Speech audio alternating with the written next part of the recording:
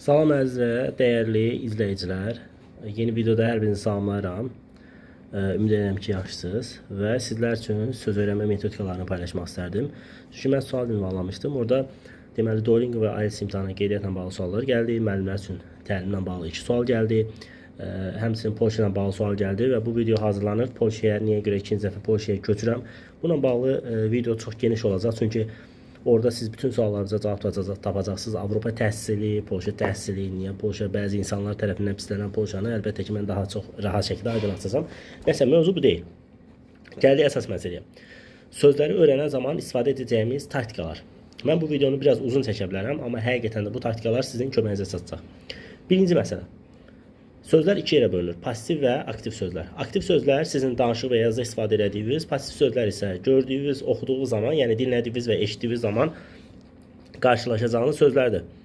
Və sual yaranır. Biz hər iki söz lüğətini öyrənməliyik. Bəzi müəllimlər bununla razılaşmaya bilər. Bu normaldır. Çünki hər kəs nə isə edəndə öz şəxsi metodikası üzərinə edir.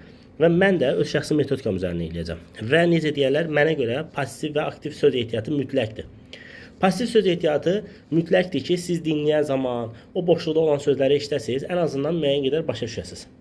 Amma aktiv söz ehtiyatı da mütləq şəkildə lazımdır. Bunu necə edəcəyik? Bununla bağlı mən sizə qısa və konkret yollar göstərəcəm. Birinci söz öyrənmə ilə bağlı metodikaları sizlərə təqdim edim. Mənə görə birinci metodika adlandırma prinsipidir. Yəni mən hər hansı bir dili öyrənəndə çalışıram ki, ilk öncə gördüyüm, təmasda olduğum, toxunduğum, yəni belə deyək, gördüyüm və ən çox rastlaşdığım obyektləri, hissləri, həyəcanları həmin dilə çevirmək. Məsələn, bir insanı gördüm, sevinirsə sevinmək sözünü, kədərlisə kədərli sözünü. Yəni bunlar sizin aktiv söz bazanıza gedir. Bu ən əsas metodikalardan birincidir. Çünki siz həmin sözləri öyrənəndə məcburən olsa özünüzdən asılı olaraq sabahsı gün başqa bir insanda kədərli və ya da sevinci hissləri görəcəksiniz. Məsələn, biri yoldan keçəndə görəcəksiniz, gülür, xoşbəxtdir, hə, sevinclidir. Bu sözün mənası budur. İkinci metodika mənə görə ən vacib metodikalardan biri oxuyan zaman, dinləyən zaman çıxartdığımız sözlərdir. Məsələn, adam var ki, deyir ki, mənim üçün, məsələn, fərqli metodikalar yox, oxuyan zaman çıxartdığım sözlər daha yaxşı yadda qalır. Məsələn, siz bunu necə edə bilərsiniz? Mənə görə dil öyrənmədə nə qədər çox söz öyrənsəz, o qədər dili anlamağınız daha yaxşı olur.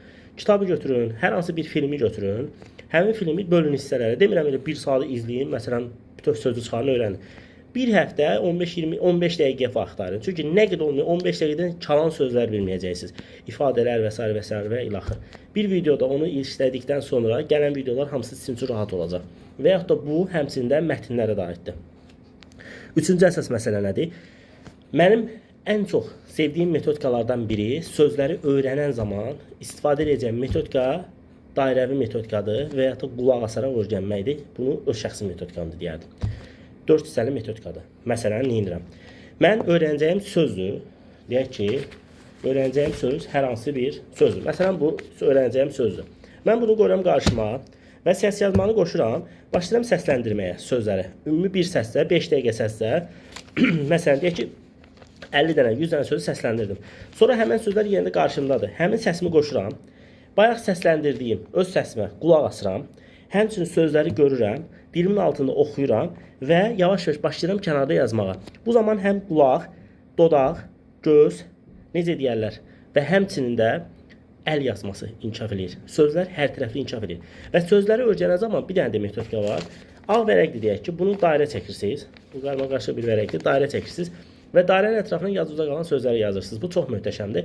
Və mənim vacib metodikalarımdan biri də sözü çalışın ki, 4-cü metodikadır bu, axşamlar öyrənin. Axşam öyrənin, səhər durun, təkrarlayın. Çox gözəl bir effekt yaradacaq. 4 əsas metodikanı mən sizlərə verdim.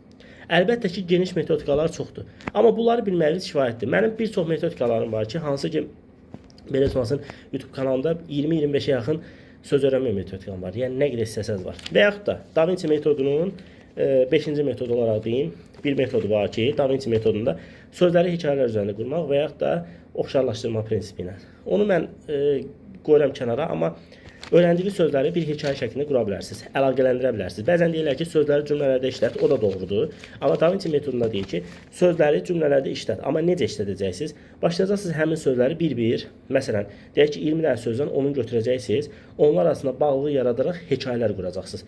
Çox möhtəşəm bir effekt yaradır. Ümid edirəm ki, sizin də köməyinizə çatacaq. Növbəti videolarda görüşənədək.